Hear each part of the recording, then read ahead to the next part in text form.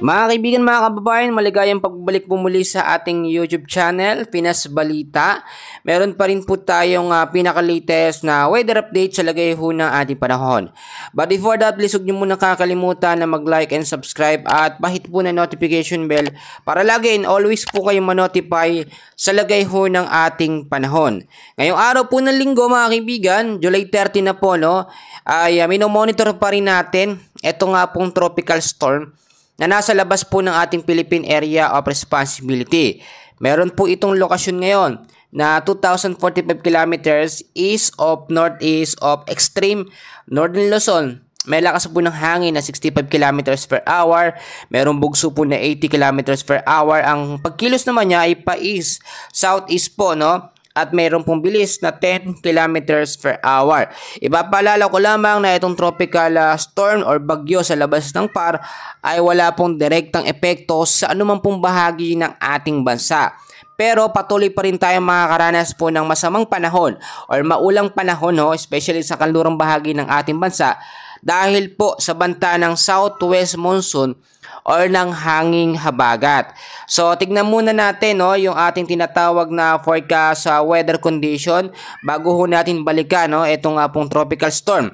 Meron pa rin kasi tayong cloud cluster na minomonitor sa may bandang silangan. Alamin din natin yung ating tropical cyclone threat potential. Sa ngayon po, ang ating forecast weather condition, ito po yung mga lugar na apektado ng habagat. Sa area po ng Occidental Mindoro, Palawan, ang lagay po ng panahon dyan ay makakaranas po tayo ng occasional rains o yung patuloy na mga pag-uulan at minsan ay lumalakas bandang hapon ho hanggang sa gabi. So dahil pa rin po yan sa banta po ng hanging habagat or southwest monsoon.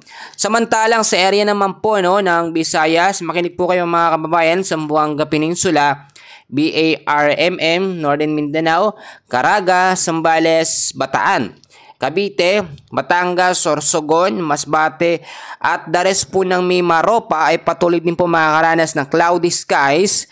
Meron po mga scattered rains and thunderstorm dahil po yan sa banta, no, ng southwest monsoon or hanging habagat. Ang impact pa rin nito, ganun pa rin yun, no?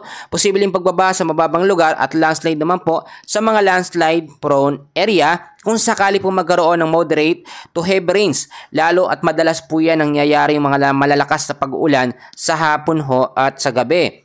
Sa area naman po ng Metro Manila, the rest po ng ating bansa ay patuloy pa rin makakaranas ng cloudy skies with isolated rain showers or thunderstorm dahil pa rin po sa habagat or southwest monsoon, no? Posibleng pagbabaha pa rin sa mababang lugar at landslide sa mga landslide prone area. Marami tayong mga kababayan na nagtatanong kung kailan daw mawawala ang hanging habagat, no, or southwest monsoon.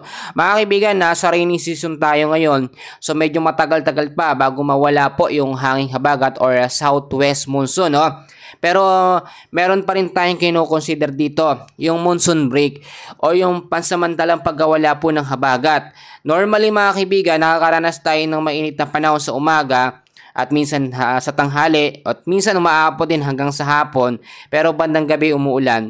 Meron kasi tayong tinatawag ho na monsoon break. Monsoon break po yun, no? Hindi yun ibig sabihin ay tapos na, no, yung tag-ulan, no?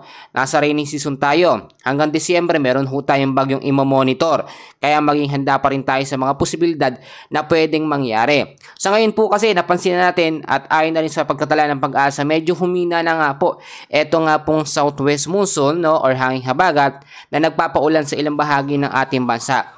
Pero may chance pa rin ito na lumakas once na meron pong bagyo or mag-interact sa kanya, no, na sama ng panahon na mabuo po sa loob ng ating Philippine Area of Responsibility.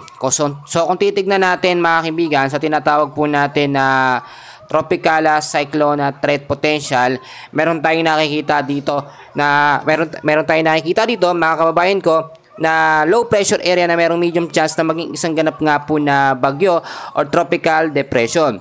Pagdating naman po mga kaibigan sa week 2, July 18 hanggang July 24, meron na yung nakikita na tatlong banta ng low pressure area.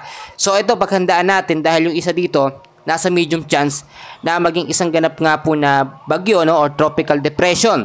So may mga posibilidad na bago matapos ho yung buwan ng July ay meron pang 2 bagyo ang ating imo-monitor at babantayan po sa loob ng ating Philippine Area of Responsibility.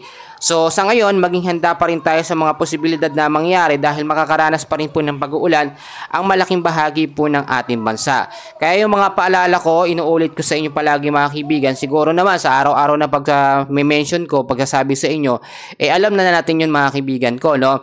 Huwag na tayo maghintay pa ng malalakas na bagyo, mga pag-uulan, bago tayo maging handa. So sa ngayon, ay araw ho ng linggo, yung mga magsisimba mga kaibigan, ugaliin po magdala ng payong jacket, kapote, panlaban sa mga biglaang pag-uulan. Yan lang update natin sa ngayon. Maraming salamat po and happy Sunday po sa bawat isa.